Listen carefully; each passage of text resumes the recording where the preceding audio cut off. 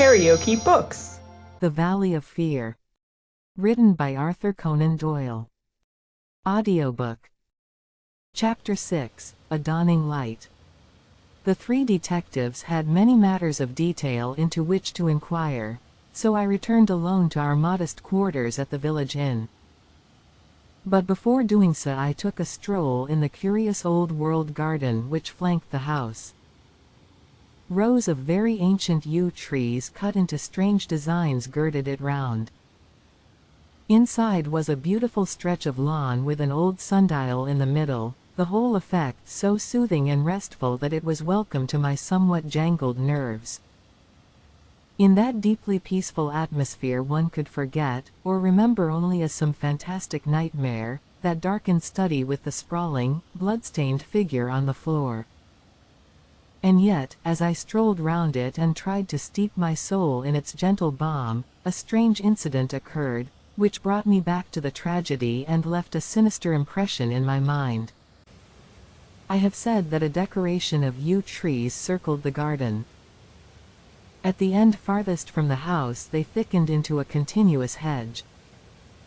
On the other side of this hedge, concealed from the eyes of anyone approaching from the direction of the house, there was a stone seat. As I approached the spot I was aware of voices, some remark in the deep tones of a man, answered by a little ripple of feminine laughter. An instant later I had come round the end of the hedge and my eyes lit upon Mrs. Douglas and the man Barker before they were aware of my presence. Her appearance gave me a shock. In the dining room she had been demure and discreet. Now all pretense of grief had passed away from her. Her eyes shone with the joy of living, and her face still quivered with amusement at some remark of her companion. He sat forward, his hands clasped and his forearms on his knees, with an answering smile upon his bold, handsome face. In an instant, but it was just one instant too late, they resumed their solemn masks as my figure came into view. A hurried word or two passed between them, and then Barker rose and came towards me. "Excuse me, sir," said he, "but am I addressing Dr. Watson?" I bowed with a coldness which showed, I dare say, very plainly the impression which had been produced upon my mind. "We thought that it was probably you, as your friendship with Mr. Sherlock Holmes is so well known. Would you mind coming over and speaking to Mrs. Douglas for one instant?" I followed him with a dour face. Very clearly I could see in my mind's eye that shattered figure on the floor. Here within a few hours of the tragedy were his wife and his nearest friend laughing together behind a bush in the garden which had been his. I greeted the lady with reserve. I had grieved with her grief in the dining room. Now I met her appealing gaze with an unresponsive eye. "I fear that you think me callous and hard-hearted," said she. I shrugged my shoulders. "It is no business of mine," said I. "Perhaps someday you will do me justice. If you only realized—" "There is no need why Dr. Watson should realize," said Barker quickly. "As he has himself said, it is no possible business of his." "Exactly," said I, "and so I will beg leave to resume my walk." "One moment, Dr. Watson," cried the woman in a pleading voice. "There is one question which you can answer with more authority than anyone else in the world, and it may make a very great difference to me. You know Mr. Holmes and his relations with the police better than anyone else can. Supposing that a matter were brought confidentially to his knowledge, is it absolutely necessary that he should pass it on to the detectives?" "Yes, that's it," said Barker eagerly. "Is he on his own or is he entirely in with them? I really don't know that I should be justified in discussing such a point. I beg, I implore that you will, Dr. Watson. I assure you that you will be helping us, helping me greatly if you will guide us on that point." There was such a ring of sincerity in the woman's voice that for the instant I forgot all about her levity and was moved only to do her will. Mr. Holmes is an independent investigator, I said. He is his own master, and would act as his own judgment directed. At the same time, he would naturally feel loyalty towards the officials who were working on the same case, and he would not conceal from them anything which would help them in bringing a criminal to justice. Beyond this I can say nothing, and I would refer you to Mr. Holmes himself if you wanted fuller information. So saying, I raised my hat and went upon my way, leaving them still seated behind that concealing hedge. I looked back as I rounded the far end of it, and saw that they were still talking very earnestly together, and, as they were gazing after me, it was clear that it was our interview that was the subject of their debate. I wish none of their confidences, said Holmes, when I reported to him what had occurred. He had spent the whole afternoon at the manor house in consultation with his 2 colleagues, and returned about 5 with a ravenous appetite for a high tea which I had ordered for him. No confidences, Watson, for they are mighty awkward if it comes to an arrest for conspiracy and murder. You think it will come to that? He was in his most cheerful and debonair humor. My dear Watson, when I have exterminated that 4th egg I shall be ready to put you in touch with the whole situation. I don't say that we have fathomed it, far from it, but when we have traced the missing dumb bell. The dumb bell. Dear me, Watson, is it possible that you have not penetrated the fact that the case hangs upon the missing dumb bell? Well, you need not be downcast. For between ourselves I don't think that either Inspector Mack or the excellent local practitioner has grasped the overwhelming importance of this incident. One dumb bell, Watson. Consider an athlete with one dumb bell. Picture to yourself the unilateral development, the imminent danger of a spinal curvature. Shocking, Watson, shocking. He sat with his mouth full of toast and his eyes sparkling with mischief, watching my intellectual entanglement. The mere sight of his excellent appetite was an assurance of success, for I had very clear recollections of days and nights without a thought of food, when his baffled mind had chafed before some problem while his thin, eager features became more attenuated with the asceticism of complete mental concentration.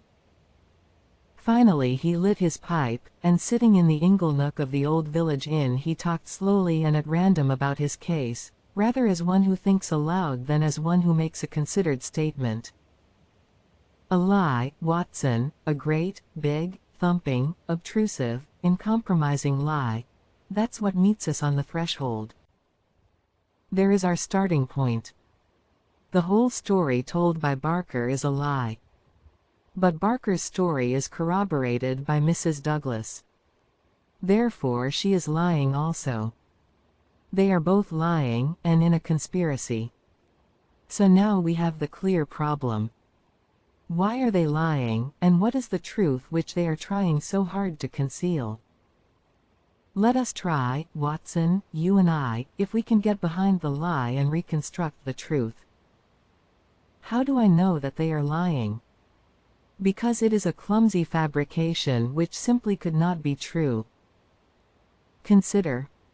According to the story given to us, the assassin had less than a minute after the murder had been committed to take that ring, which was under another ring, from the dead man's finger, to replace the other ring, a thing which he would surely never have done, and to put that singular card beside his victim. I say that this was obviously impossible. You may argue, but I have too much respect for your judgment, Watson, to think that you will do so, that the ring may have been taken before the man was killed. The fact that the candle had been lit only a short time shows that there had been no lengthy interview. Was Douglas, from what we hear of his fearless character, a man who would be likely to give up his wedding ring at such short notice, or could we conceive of his giving it up at all? No, Watson, the assassin was alone with the dead man for some time with the lamp lit. Of that I have no doubt at all. But the gunshot was apparently the cause of death. Therefore the shot must have been fired some time earlier than we are told. But there could be no mistake about such a matter as that. We are in the presence, therefore, of a deliberate conspiracy upon the part of the two people who heard the gunshot, of the man Barker and of the woman Douglas. When on the top of this I am able to show that the blood mark on the windowsill was deliberately placed there by Barker, in order to give a false clue to the police, you will admit that the case grows dark against him. Now we have to ask ourselves at what hour the murder actually did occur. Up to 10:30 the servants were moving about the house, so it was certainly not before that time. At 11:15 they had all gone to their rooms with the exception of Ames, who was in the pantry. I have been trying some experiments after you left us this afternoon, and I find that no noise which MacDonald can make in the study can penetrate to me in the pantry when the doors are all shut. It is otherwise, however, from the housekeeper's room. It is not so far down the corridor, and from it I could vaguely hear a voice when it was very loudly raised. The sound from a shotgun is to some extent muffled when the discharge is at very close range, as it undoubtedly was in this instance. It would not be very loud, and yet in the silence of the night it should have easily penetrated to Mrs. Allen's room. She is, as she has told us, somewhat deaf, but nonetheless she mentioned in her evidence that she did hear something like a door slamming half an hour before the alarm was given. Half an hour before the alarm was given would be 11:15. I have no doubt that what she heard was the report of the gun, and that this was the real instant of the murder. If this is so, we have now to determine what Barker and Mrs. Douglas, presuming that they are not the actual murderers, could have been doing from 11:15, when the sound of the shot brought them down, until 11:15, when they rang the bell and summoned the servants. What were they doing, and why did they not instantly give the alarm? That is the question which faces us, and when it has been answered we shall surely have gone some way to solve our problem. I am convinced myself, said I, that there is an understanding between those two people. She must be a heartless creature to sit laughing at some jest within a few hours of her husband's murder. Exactly. She does not shine as a wife even in her own account of what occurred. I am not a whole-souled admirer of womankind, as you are aware, Watson, but my experience of life has taught me that there are few wives, having any regard for their husbands, who would let any man's spoken word stand between them and that husband's dead body. Should I ever marry, Watson, I should hope to inspire my wife with some feeling which would prevent her from being walked off by a housekeeper when my corpse was lying within a few yards of her. It was badly stage managed, for even the rawest investigators must be struck by the absence of the usual feminine ululation. If there had been nothing else, this incident alone would have suggested a prearranged conspiracy to my mind. You think then, definitely, that Barker and Mrs. Douglas are guilty of the murder? There is an appalling directness about your questions, Watson, said Holmes, shaking his pipe at me. They come at me like bullets. If you put it that Mrs. Douglas and Barker know the truth about the murder, and are conspiring to conceal it, then I can give you a whole-souled answer. I am sure they do. But your more deadly proposition is not so clear. Let us for a moment consider the difficulties which stand in the way. We will suppose that this couple are united by the bonds of a guilty love, and that they have determined to get rid of the man who stands between them. It is a large supposition, for discreet inquiry among servants and others has failed to corroborate it in any way. On the contrary, there is a good deal of evidence that the Douglases were very attached to each other. That, I am sure, cannot be true, said I, thinking of the beautiful smiling face in the garden. Well, at least they gave that impression. However, we will suppose that they are an extraordinarily astute couple, who deceive everyone upon this point, and conspire to murder the husband. He happens to be a man over whose head some danger hangs. We have only their word for that." Holmes looked thoughtful. "I see, Watson. You are sketching out a theory by which everything they say from the beginning is false. According to your idea, there was never any hidden menace, or secret society, or valley of fear, or boss Mac somebody, or anything else." "Well, that is a good sweeping generalization. Let us see what that brings us to. They invent this theory to account for the crime. They then play up to the idea by leaving this bicycle in the park as proof of the existence of some outsider. The stain on the windowsill conveys the same idea. So does the card on the body, which might have been prepared in the house.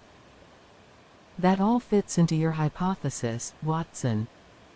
But now we come on the nasty, angular, uncompromising bits which won't slip into their places. Why a cut-off shotgun of all weapons, and an American one at that? How could they be so sure that the sound of it would not bring someone onto them? It's a mere chance as it is that Mrs. Allen did not start out to inquire for the slamming door.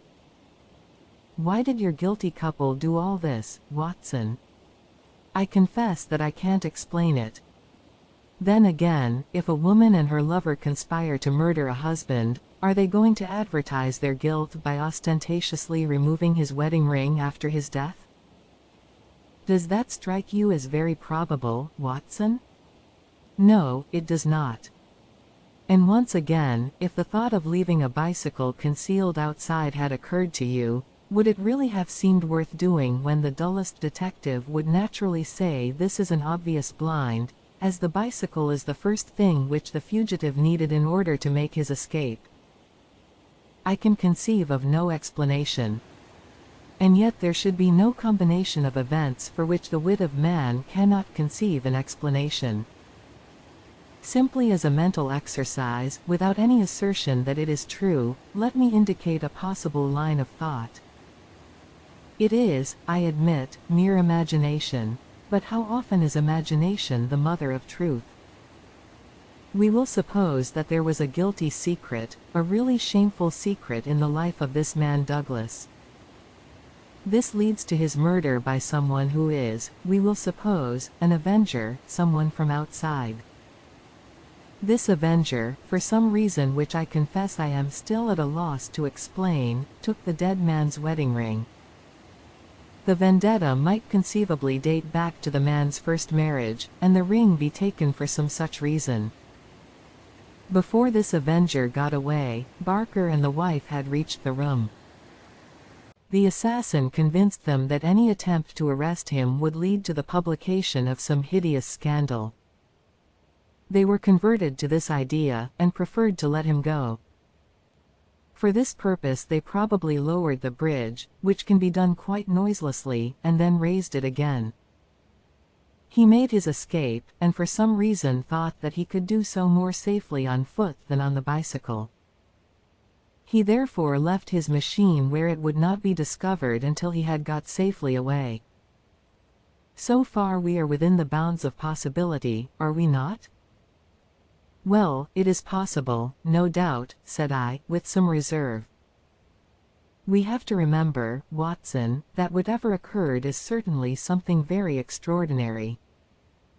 Well, now, to continue our supposititious case, the couple, not necessarily a guilty couple, realize after the murderer is gone that they have placed themselves in a position in which it may be difficult for them to prove that they did not themselves either do the deed or connive at it.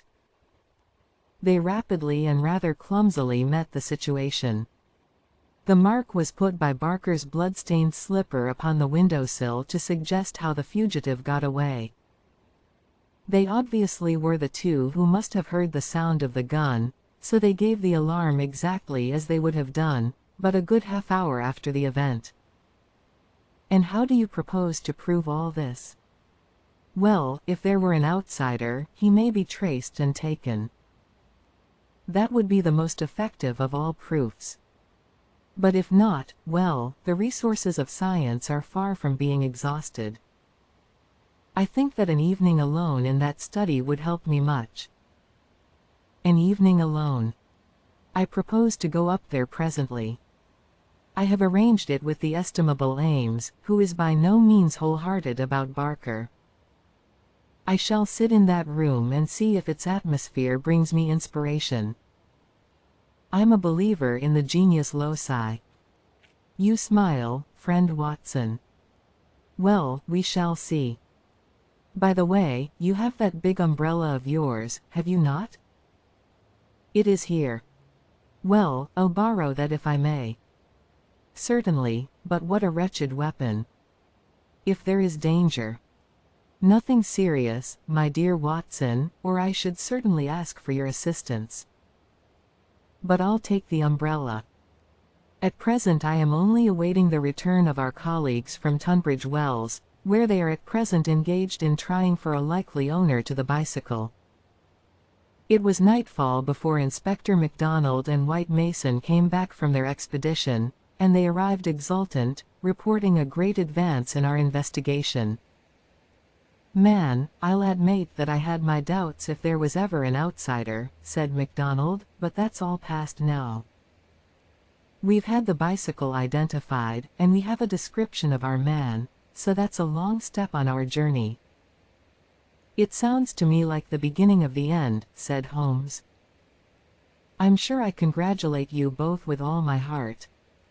Well, I started from the fact that Mr. Douglas had seemed disturbed since the day before, when he had been at Tunbridge Wells. It was at Tunbridge Wells then that he had become conscious of some danger. It was clear, therefore, that if a man had come over with a bicycle it was from Tunbridge Wells that he might be expected to have come. We took the bicycle over with us and showed it at the hotels.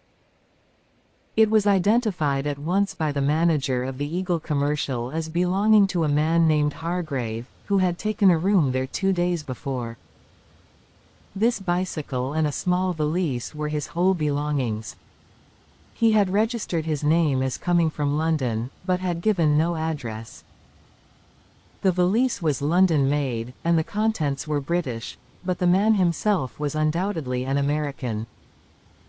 Well, well, said Holmes gleefully, you have indeed done some solid work while I have been sitting spinning theories with my friend. It's a lesson in being practical, Mr. Mac. Aye, it's just that, Mr. Holmes, said the inspector with satisfaction. But this may all fit in with your theories, I remarked. That may or may not be. But let us hear the end, Mr. Mac. Was there nothing to identify this man? So little that it was evident that he had carefully guarded himself against identification. There were no papers or letters, and no marking upon the clothes.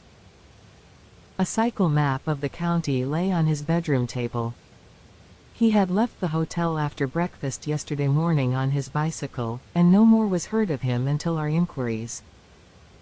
That's what puzzles me, Mr. Holmes, said White Mason. If the fellow did not want the hue and cry raised over him, one would imagine that he would have returned and remained at the hotel as an inoffensive tourist. As it is, he must know that he will be reported to the police by the hotel manager and that his disappearance will be connected with the murder. So one would imagine. Still, he has been justified of his wisdom up to date, at any rate, since he has not been taken. But his description, what of that? MacDonald referred to his notebook. Here we have it so far as they could give it. They don't seem to have taken any very particular stock of him, but still the porter, the clerk, and the chambermaid are all agreed that this about covers the points. He was a man about 5'9" in height, 50 or so years of age, his hair slightly grizzled, a grayish mustache, a curved nose, and a face which all of them described as fierce and forbidding. Well, bar the expression, that might almost be a description of Douglas himself, said Holmes. He is just over 50, with grizzled hair and mustache, and about the same height. Did you get anything else? He was dressed in a heavy gray suit with a reefer jacket, and he wore a short yellow overcoat and a soft cap. What about the shotgun? It is less than 2 feet long. It could very well have fitted into his valise. He could have carried it inside his overcoat without difficulty. And how do you consider that all this bears upon the general case? Well, Mr. Holmes, said MacDonald, when we have got our man, and you may be sure that I had his description on the wires within 5 minutes of hearing it, we shall be better able to judge. But even as it stands, we have surely gone a long way. We know that an American calling himself Hargrave came to Tunbridge Wells 2 days ago with bicycle and valise. In the latter was a sawed-off shotgun, so he came with the deliberate purpose of crime. Yesterday morning he set off for this place on his bicycle, with his gun concealed in his overcoat. No one saw him arrive, so far as we can learn, but he need not pass through the village to reach the park gates, and there are many cyclists upon the road. Presumably he at once concealed his cycle among the laurels where it was found, and possibly lurked there himself, with his eye on the house, waiting for Mr. Douglas to come out. The shotgun is a strange weapon to use inside a house, but he had intended to use it outside, and there it has very obvious advantages, as it would be impossible to miss with it, and the sound of shots is so common in an English sporting neighborhood that no particular notice would be taken. That is all very clear, said Holmes. Well, Mr. Douglas did not appear. What was he to do next? He left his bicycle and approached the house in the twilight. He found the bridge down and no one about. He took his chance, intending, no doubt, to make some excuse if he met anyone. He met no one. He slipped into the first room that he saw, and concealed himself behind the curtain. Thence he could see the drawbridge go up, and he knew that his only escape was through the moat. He waited until 11:15, when Mr. Douglas upon his usual nightly round came into the room. He shot him and escaped, as arranged. He was aware that the bicycle would be described by the hotel people and be a clue against him, so he left it there and made his way by some other means to London or to some safe hiding place which he had already arranged. How is that, Mr. Holmes? Well, Mr. Mac, it is very good and very clear so far as it goes. That is your end of the story.